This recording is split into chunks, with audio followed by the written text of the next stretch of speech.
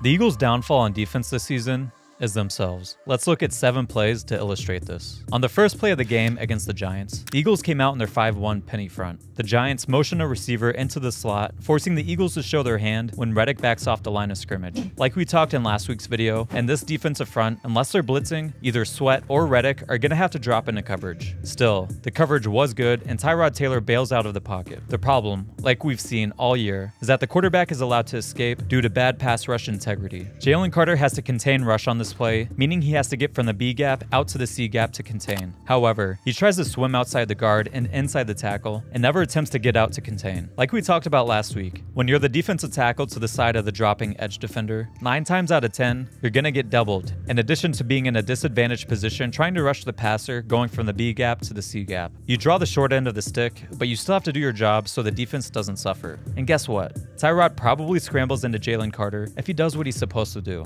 I know he can do it because 5 plays later, he does it. Now, going back to the play, you can see with Carter getting doubled, they have 3 one-on-ones on the other side. Like I mentioned in my video last week, if you know that Reddick is the edge defender you're consistently going to be dropping into coverage, then flip Carter to the other defensive tackle so that the guy with a 25% pass rush win rate gets the one-on-one, instead of the guy with a 12% pass rush win rate. The Rams utilize their 5-down fronts a significant amount, and their edge rushers drop into coverage at a high rate. Michael Hoyt drops into coverage on 39% of his pass snaps, with Byron Young dropping into coverage on 20% of his pass snaps. You know where Aaron Donald is usually lined up?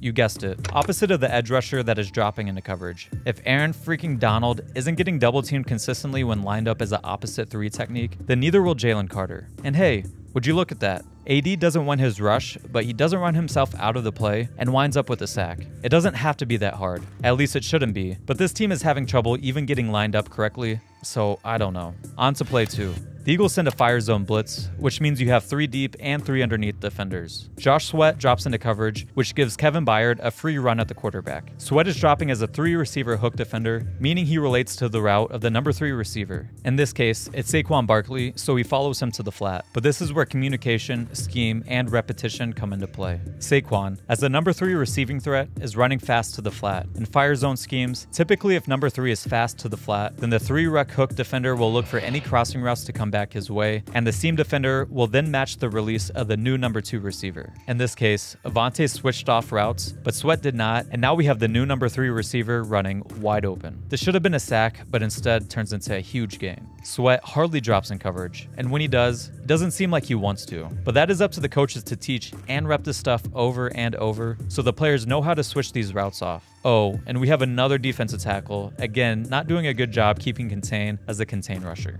Play 3. It's again a fire zone blitz, but this time, all of our best available pass rushers are rushing. It's 3rd and 11, the Giants run a flood concept. Now we have Maddox, who should be getting depth with this corner route, deciding that the flat route was more important to take away on 3rd down. Let's take a look at the Giants running the same exact concept against the Saints. The Saints aren't blitzing, but it still plays out in a similar fashion, except the flat defender gets depth underneath the corner route. The Saints defender is still able to break on this ball in the flat. Let's examine further. When Tommy DeVito takes his hands off the ball to throw, the Saints defender has about 11 to 12 yards of depth and is 11 yards off Darren Waller. He's still able to get from 11 yards deep to hold Darren Waller to a 4-yard gain. Flip to the Eagles game. When Tyrod's hands separate, Maddox has about 7 yards of depth and is 5 yards off the tight end in the flat. Like we just saw with the Saints, he can still get to that tight end well before the first down when he plays from depth. Let's imagine Maddox was 11 yards deep like the Saints defender. Does Tyrod throw this ball? Probably not. And if he does, that's a lot harder of a pass to complete. Let's also not overlook that this is the same exact play the Giants ran when they scored a 69-yard touchdown in the first matchup. The defense is running a different coverage, but get a similar result. This is clearly more than just a play call issue.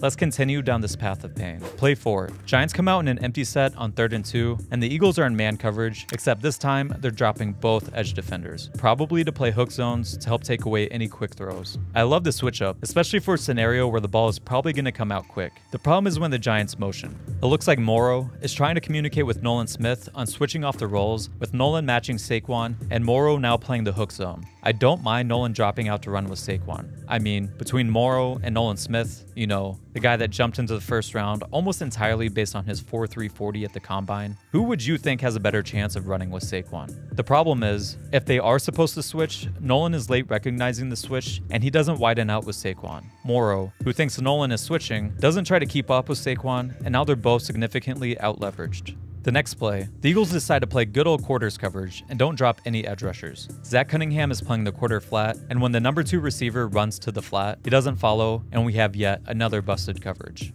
Next, we have Sweat switching sides to rush against the right tackle, and he gets pressure and forces Tyrod off his spot, but BG gets pushed all the way to Jalen Carter's side and gives up a rush lane. Good coverage gets wasted from a bad rush lane. One more example. I mentioned in my video about the disappearing pass rush that Jalen Carter has had a habit of getting his weight too far forward in his pass rush. Here, we can see a perfect example of this. All the offensive lineman has to do is push him to the ground and the rush is over. This was something that I noticed going on since week 4. It's week 18. And still very much a part of his game. This is something that should have been addressed a long time ago, and maybe it was, but nothing has changed. The thing with all these examples is that the Eagles are beating themselves with incredibly dumb mental mistakes. For as much as we hated Gannon for his scheme or not adjusting, at least he was able to get his guys on the same page. The Eagles have talent deficiencies on defense, and there's still plenty of plays where guys are just losing their reps, but you'd rather see that than guys just running wide ass open because people don't know what they're doing. Even with these roster deficiencies, we still saw this team hold the Rams to 14 points and both the Dolphins and Chiefs to 17. I saw them give up 17 points to the Cowboys in the first half of week 9 and then hold them to 6 the rest of the game. This defense has put together enough good stretches where they shouldn't make the Arizona Cardinals look like the San Francisco 49ers, but here we are. Right now, it doesn't matter what the play calls are for the Eagles. They can call cover 1, cover 3, cover 4. It doesn't matter if they blitz, it doesn't matter if they drop edge rushers into coverage, it doesn't matter if they rush all their edge rushers. At some point, they're going to have a coverage bust. And if they don't have a coverage bust, then you're going to have a pass rush unit rushing as individuals and letting quarterbacks escape. It's these same mistakes they've made since day 1. That's on the coaching staff for not correcting these issues or putting their players in better positions. And that's on the players and leaders of the team for not buying in and committing to the defense. And it's also on Sirianni for letting this get so out of hand. When the Eagles get bounced out of the playoffs, they'll have nobody to blame except themselves.